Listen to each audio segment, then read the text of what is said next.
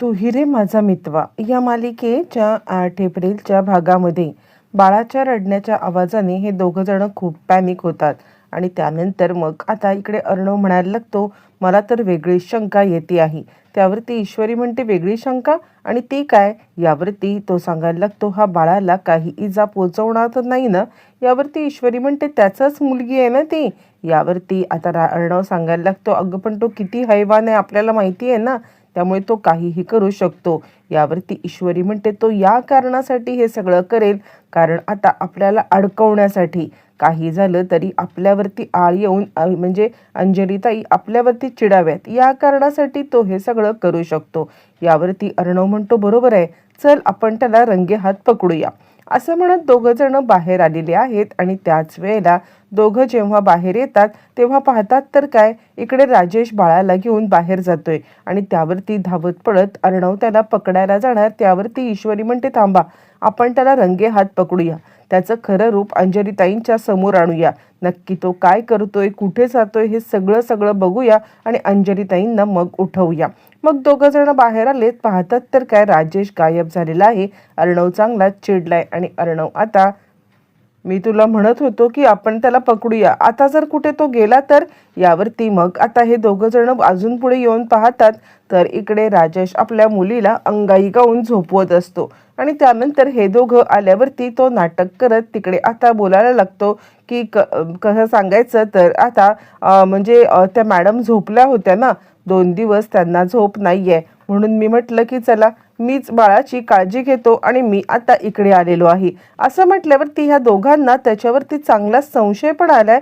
पण आता त्यानंतर तो सांगतोय, म्हणजे बाकी मला काही आठवत नसलं तरी सुद्धा आता माणुसकीच्या नात्याने मी हे सगळं नक्कीच करू शकतो ना, आणि फक्त माणुसकी म्हणून मी हे सगळं करतोय, बस, बाकी काहीच नाहीये. असं म्हटल्यावरती मग आता इकडे थोड्याच वेळामध्ये बाळ झोपतं. आणि झोपल्यावरती तो सांगायला लागतो, मी आत्ता ना यांना म्हणजे बाळाला आईच्या ह्याच्यामध्ये ठेवून येतो, आईच्या पुढ्यात ठेवल्यावरती बाळ आता व्यवस्थितरित्या झोपेल. असं म्हणत तो तिकडून निघून जातो. इकडे अर्णव आणि ईश्वरी हे पाहत आहेत, हे खरं आहे की नाटक आहे, की हा सगळं काय करतोय हे मात्र काही कळायला मार्गच नाहीये. बरं, हे सगळं चालू असताना मग आता दुसऱ्या दिवशी इकडे ईश्वरी छानपैकी तयार झालेली.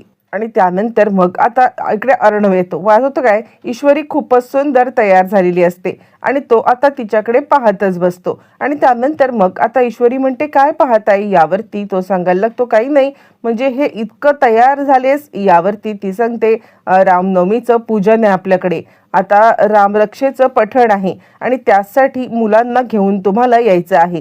आश्रमातली मुलं आहेत ना, त्यांना घेऊन तुम्ही आता लवकरात लवकर यायचं आहे. यावरती तो म्हणतो, नाही हं, मी अजिबात त्या मुलांना आणायला जाणार नाही आहे. आणि त्यावरती ती म्हणते, असं काय करताय? अहो, तुम्हाला आता कपडे पण करा, म्हणजे कुर्ता वगैरे घाला आणि त्यानंतर मग आता आपण जाऊया की. यावरती तो सांगायला लागतो, मी कुठेही येणार नाही. यावरती ती सांगते, ठीक आहे, तुम्हाला नाही यायचं ना, मग आजीला सांगा, आजीला तुम्ही आता सांगा काय सांगायचं ते, मला काहीही सांगू नका. असं म्हटल्यावरती तो सांगतो, आजीला काय सांगू? यावरती ती म्हणते, ठीक आहे, मग मी मुलांना आणायला जातीये. यावरती तो म्हणतो, मी चाललोय ना. ईश्वरी म्हणते, एकदा काय ते नीट सांगा, जाणार आहात मुलांना आणायला की नाही? यावरती अर्णव म्हणतो, मी त्या मुलांना आणायला चाललोय, उगाचच ना कटकट करू नकोस. आणि त्यावरती मग आता ती मुलं इतकी इरिटेट करतात ना. असं म्हटल्यावरती ईश्वरी म्हणते, भाचीला तर तुम्ही इतकं दिवस खेळवत बसता आणि तुमच्या आई वडिलांनी सुद्धा आता तुम्हाला लहानपणी असंच म्हटलं असेल का? यावरती वडिलांचं नाव काढल्यावरती तो खूपच चिडून उठतो आणि त्या माणसाचं नाव माझ्यासमोर अजिबात काढू नकोस, मला त्या माणसाचं नाव सुद्धा घ्यायचं नाहीये. असं म्हणत वडिलांच्या नावामुळे चिडलेला अर्णव आता तडक निघालेला आहे, तो म्हणजे इकडे लहान मुलांना आणण्यासाठी. इकडे तोपर्यंत नम्रता खूपच चिडून बसलेली आहे आणि ती रामनवमीची तयारी करते. तोपर्यंत इकडे शुभू आलेला आहे आणि शुभू आता सांगतोय की नीट तयारी कर, उगाचच काहीही धडपड करत बसू नको. त्यावरती मग आता ती सांगायला लागते, हे बघ शुभू, आधीच माझा मूड चांगला नाहीये आणि त्यात तू आता अजिबात मला चिडवू नकोस. तितक्यात तिथे सुप्रिया आलेली आहे आणि सुप्रिया म्हणते, हे बघ नमू, तुझं हे जरा अति चाललंय हा, म्हणजे आता तू या सगळ्यामध्ये सारखं त्या आकाश सरांचा राग आहे ना, तो घरामध्ये काढत जाऊ नको. आणि त्यानंतर मग आता इकडे सुप्रिया चिडते आणि तुझं अतिच चाललंय हा, म्हणजे आकाश सरांवरचा राग आता हा किती दिवस असं धरून ठेवणार आहेस तू? हे बघ, हे सरबत पिऊन घे. नम्रता म्हणते आई, तू प्रत्येक वेळेला जेव्हा जेव्हा कधीही बाजू घेतेस ना, तू आकाशचीच बाजू घेतेस. यावरती शुभू म्हणतो दे तो ग्लास इकडे. आणि तुझं काय चाललंय, तू कशाला इतकी चिडतेस? बरोबर आहे ते आकाशचं. यावरती नम्रता चिडते आणि काय रे डबल डोलकी, तू कधीतरी माझी बाजू घेतोस, कधीतरी त्याची बाजू घेतोस, सारखं सारखं काय चाललंय तुझं? यावरती मग आता इकडे सुप्रिया म्हणते मी जर त्या आकाशच्या जागी असते ना, एक मुस्काटीत ठेवून दिली असती मी तुझ्या.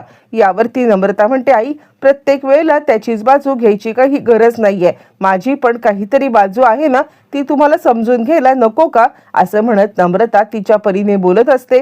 शुभू म्हणतो तुम्ही मावशी चिंता करू नका, मी समजवतो तिला काय समजवायचं ते. असं म्हणत शुभू आता सरबताचा ग्लास घेतो आणि तो ग्लास नम्रताकडे आणून देतो आणि तो नम्रताला समजवायला लागतो. नम्रता म्हणते तू डबल डोलकी आहेस का? म्हणजे आता तुला खरं तर मला कळतच नाहीये की तुला काय बोलू मी. तू आत्ता एक बोलतोस, नंतर एक बोलतोस, मला तुझं काहीच कळत नाहीये.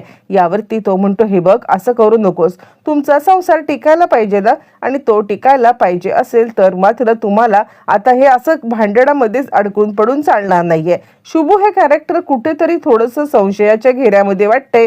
तो आता एक नम्रता आणि तो असताना तो आकाशबद्दल वाईट बोलतोय, पण ज्या वेळेला सुप्रिया समोर आले त्यावेळेला तो आकाशबद्दल तिला काहीतरी चांगलं सांगण्याचा प्रयत्न करतोय. म्हणून हे कॅरेक्टर थोडंसं काहीतरी वेगळंच वाटतंय असं आपल्याला दिसून येते. बरं, तोपर्यंत इकडे आता रामनवमीची तयारी करत असताना अंजली तयार झालेली आहे आणि राजेश रूममध्ये आलाय. आणि सॉरी, म्हणजे मी तुम्हाला डिस्टर्ब केलं का? तुम्ही तयार होताय का? मी बाहेर थांबू का? यावरती आता अंजली सांगते नाही नाही, कशासाठी, या ना आत या ना, काहीच प्रॉब्लेम नाहीये. असं म्हटल्यावरती राजेश आता आतमध्ये आलाय आणि अंजली त्याला सांगते की रामनवमी आहे ना, आणि त्यासाठी घरामध्ये जरा गडबड चालली. यावरती तो म्हणतो ठीक आहे, मी काही मदत करू का? म्हणजे आता मी नुसतं असंच बसून राहणं हे मला खरंच काही पटत नाहीये, आणि मदत करू का, मी विचारू का त्यांना? यावरती ती सांगते खरंच तुम्ही इतके साधे आहात ना, आणि त्याचमुळे. आणि त्यानंतर तो म्हणतो काय झालं? त्यावरती ती म्हणते काही नाही, तुम्ही हा कुर्ता घालून घ्या आणि तयार व्हा. तो म्हणतो इतका महागडा कुर्ता? यावरती ती सांगायला लागते अहो असं काय करताय, हा कुर्ता तुमचाच आहे, तुमचेच कपडे आहेत हे, हे पटकन घाला आणि तुम्ही तयार व्हा. त्यानंतर मग आता कपडे घालण्यासाठी राजेश जेव्हा निघून जातो त्यावेळेला अंजली विचार करते किती साधे आहात तुम्ही. म्हणजे आता जरी तुम्ही या सगळ्यामध्ये विसरला असलात की तुम्ही कोण आहात, तरी सुद्धा तुम्ही विसरून तुमचा भोळेभाबडेपणा मात्र तसाच आहे. खरंच मला तुमचं जितकं कौतुक करावं तितकं कौतुक कमी वाटतं. असं म्हणत मूर्ख अंजली अजूनही त्या मूर्ख राजेशच्या नादी लागलेली असते. बरं, हे सगळं चालू असताना इकडे ईश्वरीचं प्रसादाचं बनवणं चालू असतं. ती प्रसादाचे लाडू बनवत असताना आकाश तिकडे आलाय आणि आकाशचा उदास चेहरा बघून आता ईश्वरीला खूपच वाईट वाटले. काय झालं आकाश सर, म्हणजे तुम्ही इतके का चिडलायत, इतके का उदास आहात? यावरती तो सांगायला लागतो मला कळतच नाहीये की नम्रताचं काय चाललंय. म्हणजे तिला मी किती समजवण्याचा प्रयत्न केला ना, तरी सुद्धा ती काही समजतच नाहीये, म्हणजे उगाच माझ्यावरती रुसून बसते. वल्लरी हे सगळं ऐकत आहे आणि वल्लरीला या सगळ्यामध्ये मात्र मजा येत आहे. काय हे सगळं असं चाललंय, म्हणजे आता माझ्यासाठी तर खूप आनंदाची गोष्ट आहे. या दोघांच्या मध्ये जी काही भांडणं चाललेत त्याचा आता मी जर का फायदा घेतला ना, तर मात्र या सगळ्याचा मला आता मजाच येणार आहे असं ती विचार करते आहे. पण तोपर्यंत इकडे आता आकाश सांगतो मला खरंच कळत नाहीये, एकदा का लग्न झालं ना की सगळं सुरळीत होईल. तोपर्यंत तिकडे वल्लरी आले आणि काय चाललंय काय तुझं घरामध्ये, काय चाललंय तुझं, काय चाललंय, आणि तू या सगळ्यामध्ये आता मात्र लग्नाच्या गोष्टी करतोयस. अरे घरामध्ये इतके जे काही प्रकार चाललेत ना, त्यानंतर लग्नाचं सुचतं कसं तुला? मला नाही वाटत की आता हे लग्न इतक्या लवकर करता येईल. हे लग्न आता आपल्याला पोस्टपोन करायला लागेल. आकाश चांगलाच चिडलाय आणि आकाश म्हणतो आई काय बोलतेस तू? आणि त्यावरती ती सांगते काय बोलतोयस म्हणजे मी आता जे काही बोलते ते आता बरोबरच बोलती आहे. यावरती मग आता ईश्वरी सांगायला लागते हे मग मला सुद्धा काय वाटतं माहितीये का, यावेळेला मामी जे काही बोलतायत ना ते बरोबर आहे. घरामधली एकंदर सिच्युएशन बघता आपण आता हे लग्न थोडं पोस्टपोन केलं तरी पण चालणार आहे. असं म्हटल्यावरती मग आता इकडे खूपच उदास झालेला आहे आकाश, आणि आकाशला या सगळ्यामध्ये जरा वाईट वाटत आहे. बरं, हे सगळं चालू असताना तोपर्यंत मग आता ईश्वरी इकडे विचार करते आहे काहीतरी गडबड गडबड आहे. मामींचं काहीतरी वेगळं चालू आहे हे तिच्या साधारणपणे लक्षात आलेलं आहे. इकडे अर्णव लहान मुलांना आणण्यासाठी आलेला आहे आणि त्यानंतर मग आता इकडे ते केअरटेकर आहेत अनाथाश्रमाचे. ते सांगतात, हे बघा, यांच्या घरी जायचंय तुम्हाला, उगाच आगावगिरी करायची नाहीये. आणि ते सांगतात, दादा काका आम्ही तुमच्या घरी यायचं का? यावरती तो म्हणतो, काका? यावरती ते सांगतात, हो, आम्ही सगळ्यांना काकाच म्हणतो. मुलं थोडीशी आगाव आहेत. अर्णवला मात्र या सगळ्याचा खूप त्रास होत आहे. गुपचूपपणे गाडीत बसायचं, एकही शब्द बोलायचा नाहीये. आणि ती मुलं मात्र इतकी शरारती आहेत की ज्या ठिकाणी ड्रायव्हिंग सीटवरती अर्णव बसणार तर त्या ठिकाणी त्यांनी आता एक वाजणारं काहीतरी खेळणं पॉम पॉम करत ठेवलंय. आणि त्यानंतर मग आता अर्णव तिकडे बसल्यावरती खूप जोरात आवाज आलेला आहे. अर्णव चिडलाय आणि ही इथे मस्ती केलीत, गाडीभर गप्प बसा नाहीतर तुम्हाला मध्येच उतरेन, कळतंय का? असं म्हणत अर्णव त्यांच्यावरती रागावलाय. बरं, हे सगळं चालू असताना इकडे आता राजेश बाळाला खेळवतोय आणि अंजली हे सगळं पाहते. तितक्यात ईश्वरी तिकडे येते आणि अंजली ताई, अहो हे इन्व्हेस्टिगेशन ऑफिसर आहेत, ते तुम्हाला भेटायला आलेले आहेत. मुळातच ज्या ठिकाणी ॲक्सिडेंट झाला ना त्या ठिकाणी राजेशचा फोन सापडला होता आणि तेच घेऊन ते आलेले आहेत. असं म्हटल्यावरती मग आता तो माणूस अंजलीला फोन देतो आणि हा त्यांचा फोन तिकडे सापडला होता असं म्हणायला लागतो. आणि त्यानंतर मग आता अंजली सांगायला लागते, अच्छा हा फोन सापडला का? ठीक आहे दादा, एक काम कराल का? म्हणजे आता तुम्ही हा ॲक्सिडेंट कोणी घडवून आणला किंवा हा घातपात होता का किंवा खरंच अपघात होता का, हे जर का शोधून काढलं तर आता बरं होईल. यावरती तो म्हणतो, चिंता करू नका मॅडम, मी हे शोधण्याचा प्रयत्न करेन. त्यानंतर मग आता इकडे सांगायला लागते ती म्हणजे अंजली की हा तुमचा मोबाईल आहे, तुम्हाला काही आठवतोय का? यावरती राजेश आता नाटक करत म्हणायला लागतो, नाही मला खरंच काही आठवत नाहीये, कुणाचा मोबाईल आहे हा? इकडे तोपर्यंत सुप्रिया ईश्वरीला कॉल करते आणि ती सांगायला लागते, हा ईश्वरी, अगं ते काय काय करायचं माहिती आहे ना, रामनवमीला तू आता ब्राह्मण भोजन सुद्धा करायचं आहेस. यावरती ती सांगायला लागते, हो तू चिंता करू नकोस, मी ब्राह्मण भोजन नक्कीच आता करणार आहे. म्हणजे मुळातच काहीही झालं तरी सुद्धा ब्राह्मण भोजन हे आता मी मंदिरात जाणार आहे ना तेव्हा करेन. यावरती ती म्हणते, हा, आणि ती तिला पूजेचे सगळे विधी वगैरे समजून सांगते. आणि त्यानंतर ती सांगते, अगं नम्रताचं काय चाललंय मला खरंच कळत नाहीये, आकाश नम्रतामध्ये भांडणच चालू आहेत. यावरती ईश्वरी म्हणते, हा मला या सगळ्याचा साधारणपणे अंदाज आलेला आहे आणि त्याचमुळे मी आता म्हणजे तुला अजून जे काही सांगणार आहे ना ते जरा अजून भयंकर आहे किंवा त्याच्यामुळे ताई अजून चिडेल. यावरती मग आता लगेचच म्हणायला लागते, सुप्रिया काय झालंय काय? त्यावरती ईश्वरी सांगते, कदाचित हे लग्न पोस्टपोन होऊ शकतं. हा, आणि हे ऐकल्यावरती सुप्रिया म्हणते, अरे देवा, आता हे ऐकून नम्रता कशी रिॲक्ट होईल ना, मला खरंच काही कळायला मार्ग नाहीये. या नमूचं काय चाललंय खरंच कळत नाही. असं ज्या वेळेला मात्र आता इकडे सुप्रिया बोलते, ईश्वरीला सुद्धा आता ही काळजी वाटायला लागलेली आहे. इकडे आता अर्णव सगळ्यांना घेऊन घरी आलाय. घरी आल्यावरती मग आता अर्णव इकडे सांगत आहे, हे बघा, काही झालं तरी सुद्धा अजिबात आरडाओरडा करायचा नाहीये. हाताची घडी तोंडावरती बोट ठेवून सगळ्यांनी बसायचं आहे. जर का हाताची घडी आणि तोंडावरती बोट नाही ना केलं तर मात्र मी लहान मुलांच्या पोलीस स्टेशनला बोलवेन, हा, त्यांना ते पाठवेन तुम्हाला.